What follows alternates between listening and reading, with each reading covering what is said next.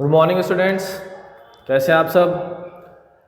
कल हमारी introduction class थी, उसके अंदर अपन ने बहुत कुछ पढ़ा था और आपको बहुत कुछ समझाया भी था, ठीक है। और आई होप कि आप लोग उसी तरीके से यानी एक हार्ड वर्किंग के साथ काम करेंगे, फुली डेडिकेट होके काम करेंगे। और आई थिंक आप सबने अब जो है सब्जेक्ट को चूज़ कर भी लिया होगा कि आपको किस सब्जेक्ट के अंदर जाना है, ठीक है। तो टेंशन नहीं लेना है आप लोगों को, बस पढ़ते रहना है, क्लियर। और हम लोग जो है आपने जो भी टारगेट अचीव किया है उस टारगेट को पूरा करने के लिए हम जी जान लगा देंगे, ठीक है। तो आज जो है हम शुरुआत करते हैं आपके 11th क्लास की, क्लियर।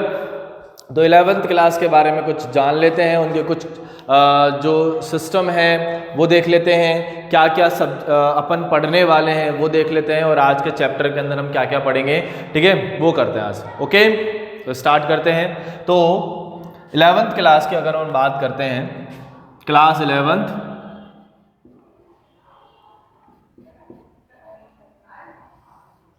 ठीक है। तो क्लास 11th के आपका जो बायोलॉजी है, ठीक है, उसके अंदर 22 चैप्टर्स है बेटा। कितने चैप्टर है? 22। और 22 चैप्टर्स को 5 यूनिट्स के अंदर डिवाइड किया गया है। 22 चैप्टर्स को 5 यूनिट में डिवाइड किया गया है, ठीक है। और हमको पढ़ना है पूरा का पूरा एनसीईआरटी, ठीक है। क्योंकि जो नीट एग्जाम होता है वो किसको फॉलो करता है? एनसीईआरटी को फॉलो करता है। किसको फॉलो करेगा? एनसीईआरटी को फॉलो करेगा, ठीक है। इसलिए हम लोग जो है एनसीईआरटी को पढ़ने वाले हैं, ठीक है। अब आपके इसमें टोटल कितनी यूनिट है? 5 यूनिट है बेटा। कितनी यूनिट है? 5 यूनिट है, ठीक है। तो आपकी जो पहली यूनिट है उसका नाम है diversity, diversity in the living world, ठीक है। तो आपकी जो यूनिट फर्स्ट है,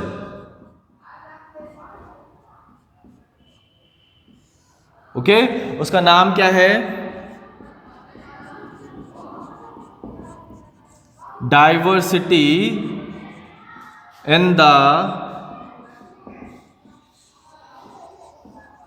लिविंग वर्ल्ड, ठीक है। उसका नाम क्या है? Diversity in the living world, यानी जीव जगत में विविधता।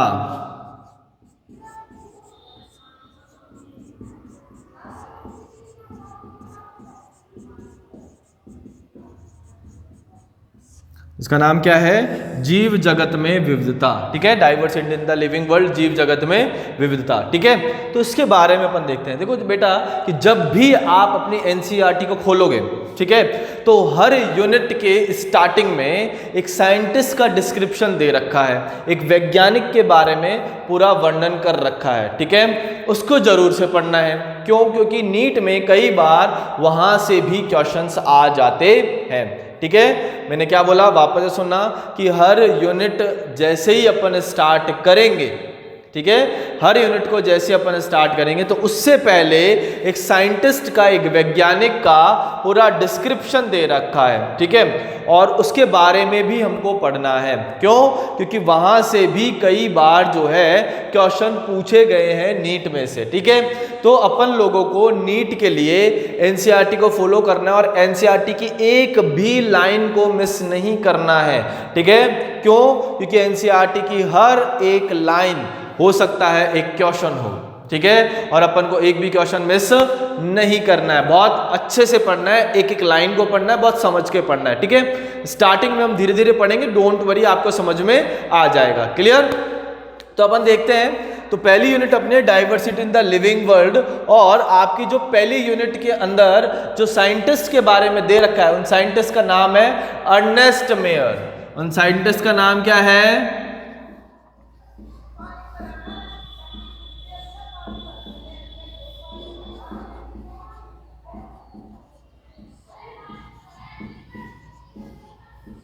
अर्नेस्ट मेयर, ठीक है।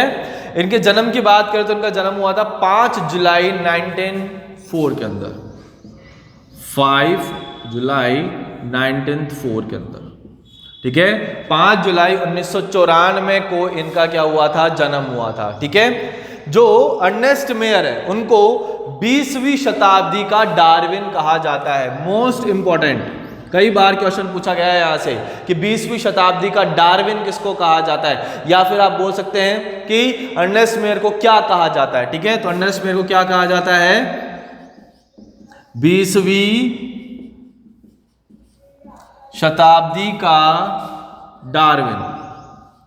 ओके, तो 20वीं शताब्दी का डार्विन किसको कहा जाता है, अर्नेस्ट मेयर को कहा जाता है। ठीक है, क्वेश्चन आ चुका है बेटा, यहां से ध्यान रखना, 20वीं शताब्दी का डार्विन किसको कहा गया है, अर्नेस्ट मेयर को कहा गया है। क्लियर। दूसरी बात करें कि अर्नेस्ट मेयर जो थे लगभग 100 साइंटिस्ट में से एक साइंटिस्ट थे खतरनाक। ठीक है, बहुत खतरनाक साइंटिस्ट थे अर्नेस्ट मेयर। ठीक है, तो one of the 100 greatest scientist, यानी ग्रेट साइंटिस्टों में नंबर आता था इनका। ठीक है, ग्रेट 100 साइंटिस्ट में नंबर आता था अर्नेस्ट मेयर का। ठीक है, और इनको क्या कहा गया, 20वीं शताब्दी का डार्विन कहा गया। अर्नेस्ट मेयर ने जैविक जातियों को भी परिभाषित किया। ठीक है, अर्नेस्ट मेयर ने क्या किया था, जैविक जाति की परिभाषा दी थी। इन्होंने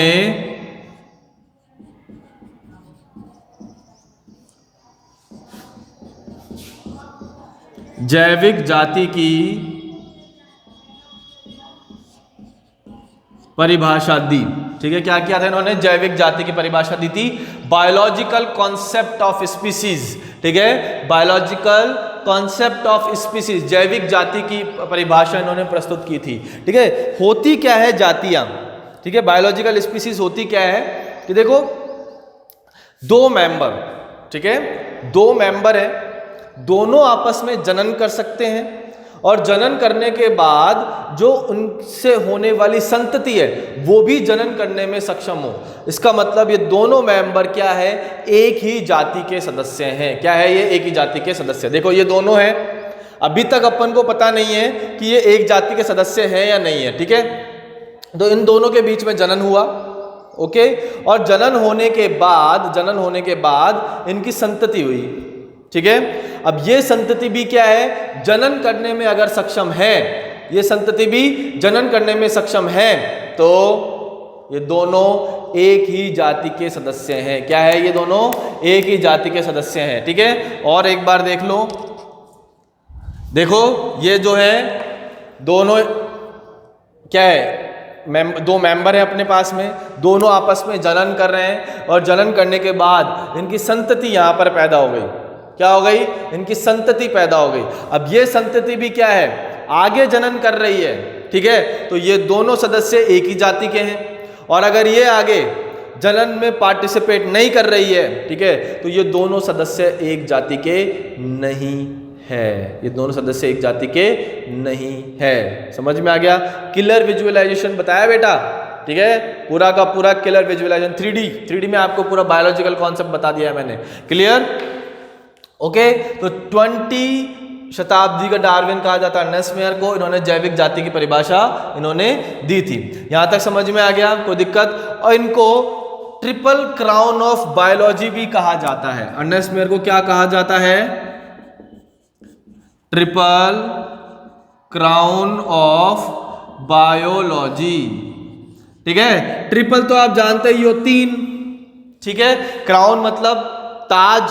ओके, बायोलॉजी, तो बायोलॉजी का ट्रिपल क्राउन कहा जाता है, क्योंकि इनको अपने एक्सपेरिमेंट्स में 3 बड़े बड़े पुरस्कार मिले थे। इनको क्या मिला था, 3 बड़े बड़े पुरस्कार मिले हुए हैं। ठीक है, बायोलॉजी के एक्सपेरिमेंट्स के अंदर, इसलिए इनको क्या कहा जाता है, ट्रिपल क्राउन ऑफ बायोलॉजी। क्या कहा जाता है, ट्रिपल क्राउन ऑफ बायोलॉजी। ठीक है, तो एक छोटा सा डिस्क्रिप्शन था अर्नेस्ट मेयर के बारे में। ठीक है, जो आपको पता होना चाहिए। 20वीं शताब्दी का डार्विन, जैविक जाति की परिभाषा भी इन्होंने दी थी, और भी अपन डिटेल में पढ़ेंगे जैविक जातियों को, और ट्रिपल क्राउन ऑफ बायोलॉजी भी इनको कहा जाता है। तो ये यूनिट फर्स्ट का थोड़ा सा डिस्क्रिप्शन यहाँ पर दे रखा है, वो हमने पढ़ लिया है। ठीक है, अब हम 11th क्लास का चैप्टर फर्स्ट स्टार्ट करने वाले हैं, जिसका नाम है लिविंग वर्ल्ड। ठीक है, जीव जगत। ओके, तो हम स्टार्ट करते हैं चैप्टर नंबर फर्स्ट। सब रेडी हो, कोई दिक्कत।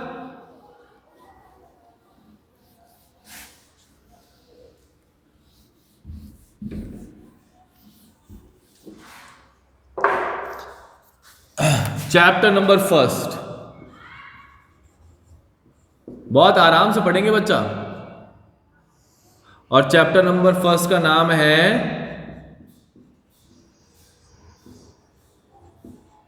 Living world.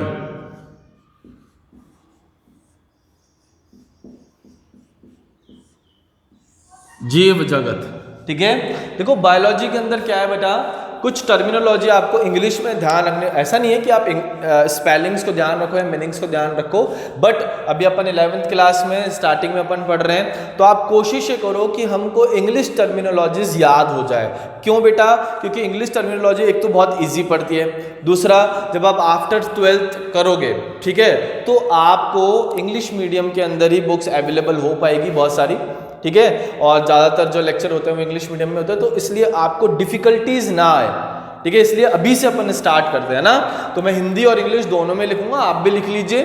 ठीक है, और फिर भी कोई दिक्कत होगी तो अपन देख लेंगे ना, आपको कोई टेंशन नहीं होगी, टेंशन मत लेना। ठीक है, जिसको इंग्लिश में नहीं करना है मत करना है ना, ऐसे बर्डन मत लेना। ओके, तो ऐसा नहीं है कि हिंदी मीडियम वाले सक्सेस नहीं होते हैं, वो भी सक्सेस हो जाते हैं। ठीक है, लेकिन मैं ये बोल रहा हूँ कि बायोलॉजी के अंदर कुछ टर्मिनोलॉजीज जो है वह हिंदी के अंदर बजाय इंग्लिश के अंदर ज़्यादा ईजी है, इसलिए। ठीक है, डोंट वरी। तो अपन सबसे पहले अपन बात करते हैं लिविंग वर्ल्ड की। ठीक है, तो लिविंग वर्ल्ड में सबसे पहले अपन देख रहे हैं कि साइंस क्या है बेटा। जैसे कि मैंने आपको कल बताया था, साइंस का मतलब क्या होता है? टू नो, यानी जानना।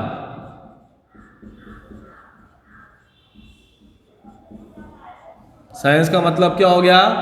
जानना हो गया। ठीक है, कि साइंस का हो गया मतलब जानना कि आप अपने एनवायरनमेंट के प्रति जान रहे हो।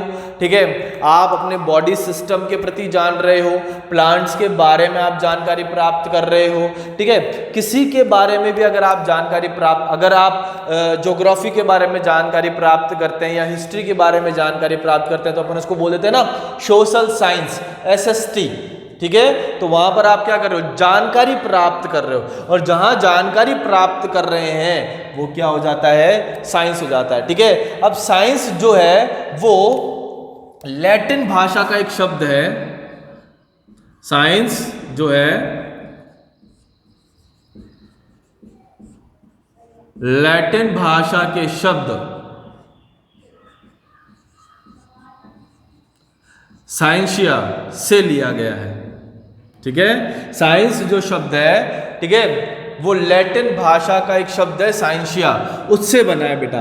तो साइंस किससे बना है? लैटिन भाषा के शब्द साइंसिया से बना है। ठीक है, किससे बना है बेटा? साइंस लैटिन भाषा के शब्द साइंसिया से बना है। क्लियर? यहां तक समझ में आ गया? ठीक है, फिर हम अपन बात करते हैं बायोलॉजी की।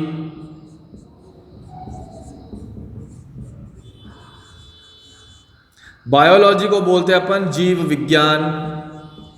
आज अपन धीरे धीरे पढ़ेंगे, इंट्रोडक्शन ही पढ़ रहे हैं आज अपन कि क्या क्या है, कैसे कैसे है। ठीक है, तो जीव विज्ञान की बात कर रहे हैं अपन, बायोलॉजी।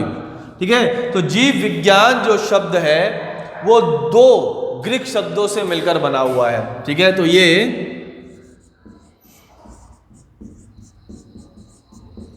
दो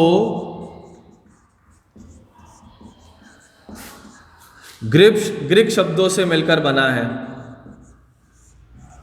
और कौन कौन से हैं वो 2 ग्रीक शब्द? वो 2 ग्रीक शब्द हैं बायोस और लोगोस। ठीक है, तो वो 2 ग्रीक शब्द कौन से हैं? बायोस और लोगोस। ठीक है, बायोस की अगर अपन बात करते हैं तो बायोस का मतलब होता है लाइफ, यानी जीवन।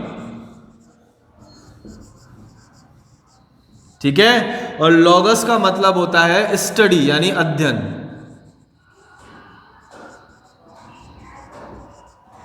क्या होता है? स्टडी यानी अध्ययन। ठीक है, तो बायोलॉजी शब्द 2 ग्रीक शब्दों से मिलकर बना हुआ है। पहला है बायोस और दूसरा है लोगोस। ठीक है, तो बायो का मतलब तो क्या हो गया?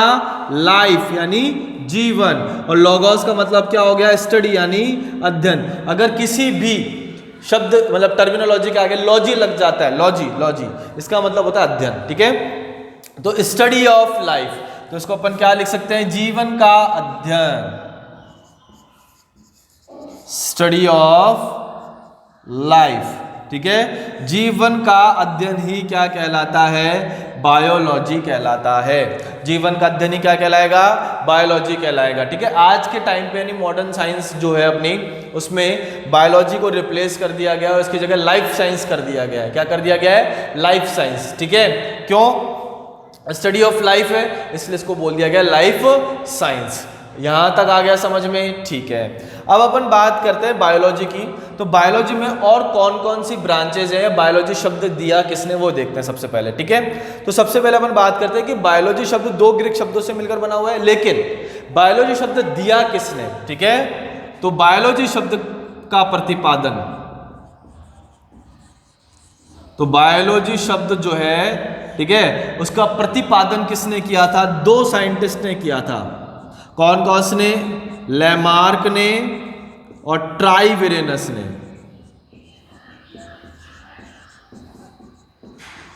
बायोलॉजी शब्द किसने दिया?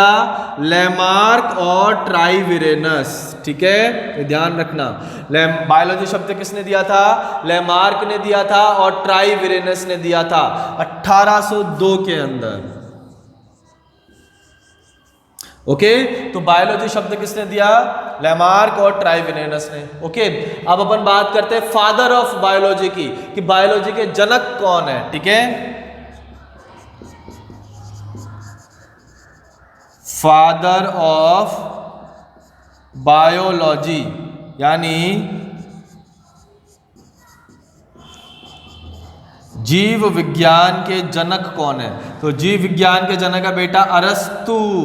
कौन है? अरस्तु, ठीक है। तो ये अपन बायोलॉजी के बारे में पढ़ चुके हैं कि सबसे पहले बायोलॉजी दो शब्दों से मिलकर बना हुआ है, बायोस और लोगोस, ठीक है।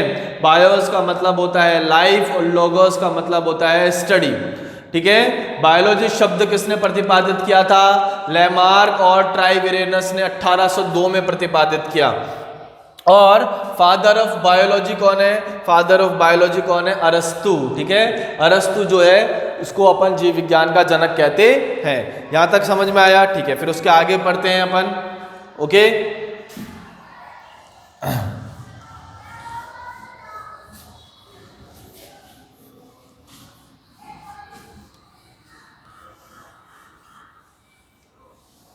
ओके, देखो अब बायोलॉजी के अंदर अपन पढ़ रहे हैं कि बायोलॉजी जो है उसको 3 शाखाओं में बांटा गया है, ठीक है। और वो तीनों शाखाएं अपन को पढ़नी है, ठीक है। तो बायोलॉजी को 3 शाखाओं में बांट दिया गया है बेटा।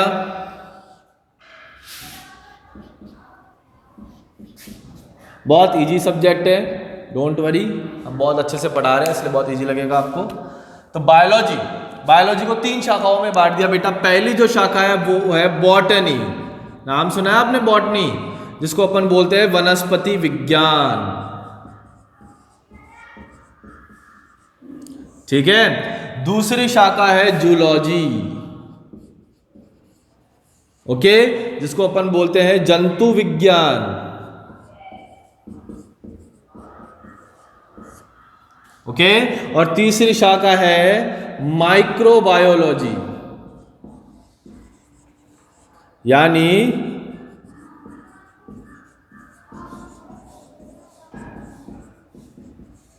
सूक्ष्म जीव विज्ञान, ठीक है। तो 3 शाखाओं में बांट दिया गया है बायोलॉजी को। पहली शाखा तो क्या है? बॉटनी। दूसरी शाखा क्या है? जूलॉजी। और तीसरी शाखा क्या है? माइक्रोबायोलॉजी, ठीक है। तो अब देखो अपन वनस्पति विज्ञान की अगर अपन बात करें यानी बॉटनी की बात करें, ठीक है, तो नाम से पता चल रहा है आपको वनस्पति विज्ञान। तो यहां पर किसका अध्ययन करेंगे? प्लांट्स का अध्ययन करेंगे, ठीक है। किसका अध्ययन करेंगे? प्लांट्स का। तो study of plant, study of plant, ठीक है, यानी पादपों का अध्ययन कौन सी शाखा के अंदर किया जाता है? पादपों का अध्ययन किया जाता है वनस्पति विज्ञान के अंदर यानी बॉटनी में किया जाता है, ठीक है। उसी तरीके से अपन बात करें जंतु विज्ञान की तो आपको बहुत अच्छे से पता चल रहा है नाम से, यहां पर किसका अध्ययन होगा? एनिमल्स का अध्ययन, स्टडी ऑफ एनिमल्स, यानी जंतुओं का अध्ययन, तो जंतुओं का अध्ययन जो है कौन सी शाखा के अंतर्गत किया जाता है? जंतु विज्ञान के अंतर्गत किया जाता है। ठीक है, ओके। तो study of animals, zoology. Okay, सूक्ष्म जीव विज्ञान की बात करें तो नाम से पता चल रहा है study of microbes, study of microbes. Microbes को बोलते बेटा सूक्ष्म जीव। सूक्ष्म जीव जैसे कि अपन बात करते हैं बैक्टीरिया की, ठीक है, वो सूक्ष्म जीवी तो है बैक्टीरिया। ठीक है, तो सूक्ष्म जीवियों का अध्ययन जो है किस में किया जाता है? माइक्रोबायोलॉजी के अंदर किया जाता है। ओके, तो वनस्पति विज्ञान में अध्ययन करेंगे अपन वनस्पतियों का, जंतु विज्ञान में अध्ययन करेंगे अपन जानवरों का यानी एनिमल्स का, और माइक्रोबायोलॉजी में अध्ययन करेंगे अपन सूक्ष्म जीव विज्ञान सूक्ष्म जीवों का, माइक्रोब्स का। क्लियर, यहां तक समझ में आ गया। फिर अपन इन तीनों शाखाओं के फादर की बात करते हैं। जैसे कि अपन ने बात करा कि फादर ऑफ बायोलॉजी कौन है? फादर ऑफ बायोलॉजी, जीव विज्ञान के जनक है अरस्तु। उसी तरीके से बॉटनी, जूलॉजी और माइक्रोबायोलॉजी के फादर कौन है वो भी अपन देखते हैं। ठीक है, तो यहां पर अपन लिख लेते हैं फादर। तो बॉटनी के फादर कौन है, यानी जीव वनस्पति विज्ञान के फादर कौन है? वनस्पति विज्ञान के फादर है थियोफ्रेस्टस। वनस्पति विज्ञान के फादर कौन है? थियोफ्रेस्टस। ठीक है बेटा, जैसे मैं बोर्ड पे लिखवा रहा हूं ना आपको, वैसे के वैसे आप अपनी कॉपी के अंदर लिख लीजिए। यही नोट्स हैं आपके परमानेंट, आपको सारी चीजें यहाँ पे लिखवा दी जाएगी। ठीक है, ये परमानेंट नोट्स है बेटा, ठीक है ना, इसलिए आप अपनी कॉपी के अंदर भी लिखते रहना। जिसको इंग्लिश में लिखना है वो इंग्लिश में, जिसको हिंदी में लिखना है प्योर वो हिंदी में लिख लेना। ठीक है, जैसा भी आप चाहो ना। तो वनस्पति विज्ञान के जनक कौन है? थियोफ्रेस्टस। ओके, जंतु विज्ञान के जनक कौन है? बायोलॉजी के जनक कौन था? अरस्तु। तो जंतु विज्ञान का जनक भी कौन है? अरस्तु। जंतु विज्ञान के जनक भी कौन है? अरस्तु। और माइक्रोबायोलॉजी के जनक कौन है? ल्यूवेनहॉक। माइक्रोबायोलॉजी के जनक कौन है? ल्यूवेनहॉक। यहां तक समझ में आ गया? ठीक है, तो वनस्पति विज्ञान के जनक है थियोफ्रेस्टस, जंतु विज्ञान के जनक कौन है? अरस्तु, और सूक्ष्म जीव विज्ञान के जनक कौन है? ल्यूवेनहॉक। ये ध्यान रखना तीनों के जनक के नाम। क्लियर, उतारिए इसको फटाफट से।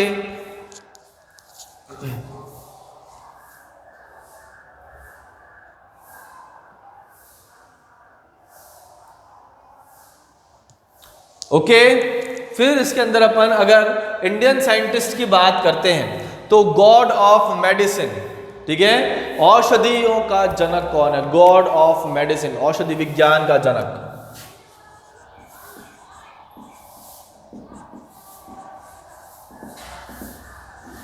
God of medicine, god, god का मतलब होता है भगवान, मेडिसिन यानी औषधि। तो औषधियों का जनक कौन है? इसका नाम है धन्वंतरी। इनका नाम क्या है? धन्वंतरी। ठीक है, धन्वंतरी को क्या कहा जाता है? गॉड ऑफ मेडिसिन कहा जाता है। औषधि विज्ञान का भगवान कहा जाता है धन्वंतरी को। ठीक है, गॉड ऑफ मेडिसिन है ये। ठीक है, इंडियन, एंशिएंट इंडियन की बात करें। फिर अपन बात करते हैं फादर ऑफ सर्जरी।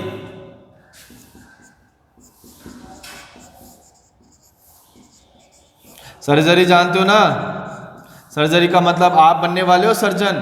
ऑपरेशन करते हैं ना सर्जरी के अंदर। सर्जरी में क्या करते हैं? ऑपरेशन करते हैं, चीरा फाड़ी करते हैं। ठीक है, तो सर्जरी का जनक कौन है? सर्जरी का जनक है सुश्रुत। नाम सुना होगा आपने 10th क्लास में, बहुत सारे साइंटिस्ट पढ़े होंगे सुश्रुत। तो सुश्रुत को बोला जाता है फादर ऑफ सर्जरी। ठीक है, क्या कहा जाता है? फादर ऑफ सर्जरी, शल्य चिकित्सा का जनक। ठीक है, शल्य चिकित्सा का जनक किसको कहा जाता है? सुश्रुत को कहा जाता है। यहां तक आ गया समझ में बेटा? कोई दिक्कत है? ठीक है, क्लियर, ओके।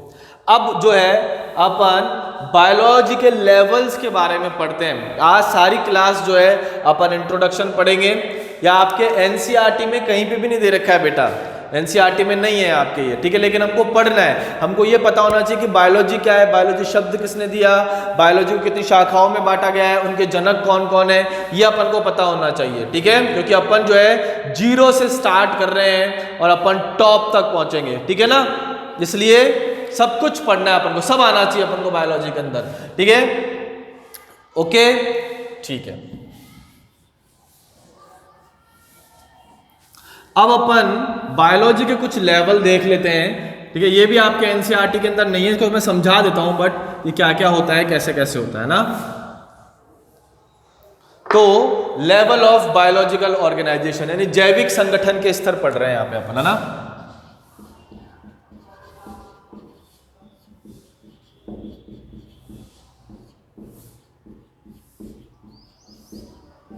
जैविक संगठन के स्तर, ठीक है। इसको अच्छे से समझ लो, ज्यादा कुछ है नहीं इसके अंदर, लेकिन फिर भी देख लेते हैं ना। तो सबसे पहला जो स्तर है वो अपना होता है जैव मंडल। मैं आप पहले इसको ड्रॉ कर देता हूं, फिर अपन पढ़ेंगे, है ना। तो पहला होता है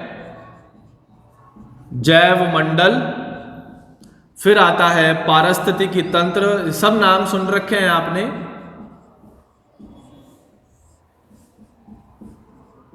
पारिस्थितिकी तंत्र, पारिस्थितिकी तंत्र के बाद अपन पढ़ेंगे समुदाय, समुदाय के बाद अपन पढ़ेंगे जनसंख्या, जनसंख्या के बाद अपन पढ़ेंगे जीव, ठीक है। जीव के बारे में अपन बाद पढ़ेंगे अंगतंत्र, ओके। अंगतंत्र के बाद अपन पढ़ेंगे अंग, अंग के अपन बाद पढ़ेंगे ऊतक, ऊतक के बाद अपन पढ़ेंगे कोशिका, फिर अपन बाद इसके पढ़ेंगे परमाणु, और फिर पढ़ेंगे अपन अणु, ठीक है। एक एक ग्राफिकल रिप्रेजेंटेशन मैंने आपके सामने कर दिया, सॉरी एक रेखा चित्र मैंने आपके सामने प्रदर्शित कर दिया है, ठीक है। इसी को अपन को क्या करना है, डिटेल में पढ़ना है। तो पहला क्या है जैव मंडल, दूसरा क्या है पारिस्थितिकी तंत्र, तीसरा है समुदाय, चौथा जनसंख्या, पांचवा जीव, अंग तंत्र, अंग, ऊतक, कोशिका, परमाणु और अणु, ठीक है। इसकी परिभाषाएं अपन को नहीं लिखनी है, बट इसको समझ लेना है, ठीक है। तो जैव मंडल की अपन बात करते हैं। तो जैव मंडल क्या होता है बेटा, जहां जहां जीवन संभव है, जहां जहां जीवन संभव है, ठीक है, वही क्या है जैव मंडल। स्थल मंडल, जल मंडल, वायुमंडल, वायु में भी जीवन संभव है, स्थल मंडल पर भी जीवन संभव है, और जल मंडल पर भी जीवन संभव है। तो जहां जहां जीवन संभव होता है, ठीक है, वो क्या कहलाते हैं जैव मंडल, ठीक है। क्या कहलाते हैं जैव मंडल। तो जैव मंडल किस किस से मिलकर बना होता है, स्थल मंडल से, जल मंडल से और वायुमंडल से, ठीक है। तो इसको मिला के अपन बोलते हैं क्या, जैव मंडल। समझ में आ गया, ठीक है। पारिस्थितिकी तंत्र की अपन बात करते हैं। तो पारिस्थितिकी तंत्र में बेटा क्या होता है, पारिस्थितिकी तंत्र में होता है जैविक कारक प्लस अजैविक कारक, ठीक है। पारिस्थितिकी तंत्र में क्या होता है, जैविक कारक और अजैविक कारक एक निश्चित क्षेत्र के,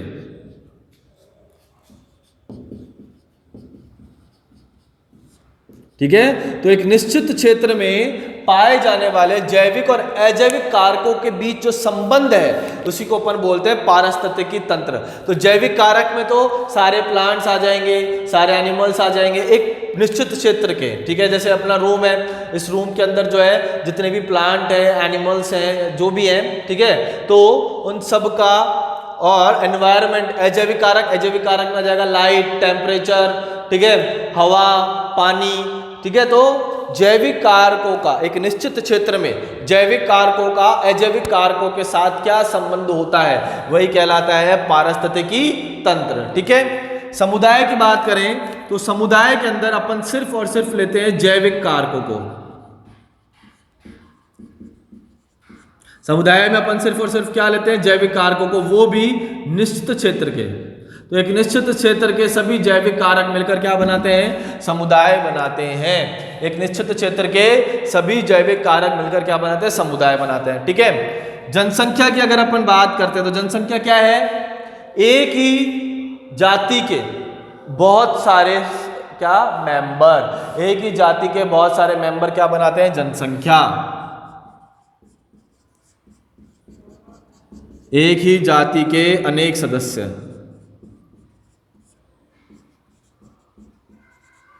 ठीक है। जैसे कि अपन मानव जनसंख्या की बात करें तो मानव जनसंख्या में केवल मानव जाति है और भैंस गाय घोड़े गधे थोड़ी आएंगे, ठीक है। तो मानव जाति के अंदर सिर्फ और सिर्फ मानव आएंगे। तो एक ही जाति के अनेक सदस्य क्या कहलाते हैं, जनसंख्या के अंदर आएंगे, ठीक है।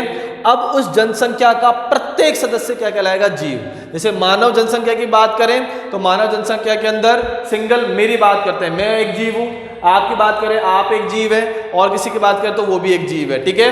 तो जनसंख्या का प्रत्येक सदस्य क्या कहलाता है, जीव कहलाता है। फिर अपन बात करते हैं अंग तंत्र की, ठीक है। तो अंग तंत्र से ही मिलकर क्या बनता है, जीव। तो अपने अंदर परिसंचरण तंत्र, तंत्रिका तंत्र, उत्सर्जन तंत्र, पाचन तंत्र, श्वसन तंत्र, ठीक है, जनन तंत्र, ये सारे तंत्र मिलकर क्या बना रहे हैं, जीव बना रहे हैं। और इन तंत्रों का निर्माण किससे हो रहा है, इन तंत्रों का निर्माण हो रहा है अंगों से, ठीक है। जैसे अपन बात कर देते हैं उत्सर्जन तंत्र की बात करते हैं। उत्सर्जन तंत्र में क्या आते हैं, वृक्क आती है, किडनी आते हैं, मूत्राशय आता है, मूत्रवाहिनी आते हैं। तो इन अंगों से मिलकर क्या बनते हैं, अंग तंत्र।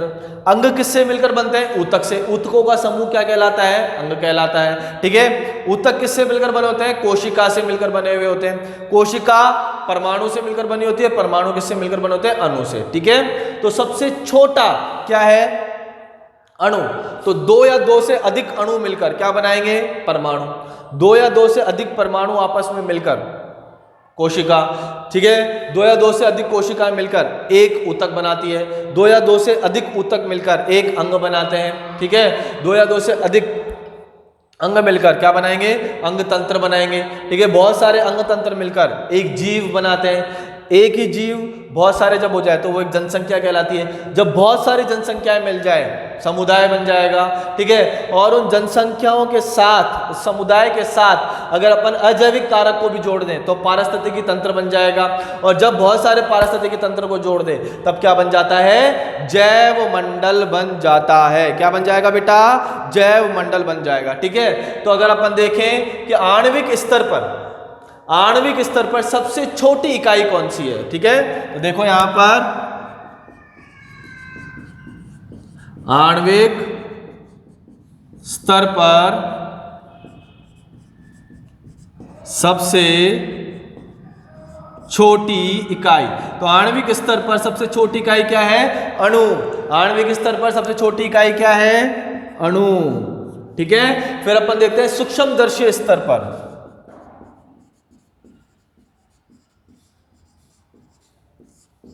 सूक्ष्मदर्शी स्तर पर सबसे छोटी इकाई, तो सूक्ष्मदर्शी स्तर पर सबसे छोटी इकाई क्या है, कोशिका। सूक्ष्मदर्शी स्तर पर सबसे छोटी इकाई क्या है, कोशिका। और फिर अपन देखते हैं पारिस्थितिकी स्तर पर।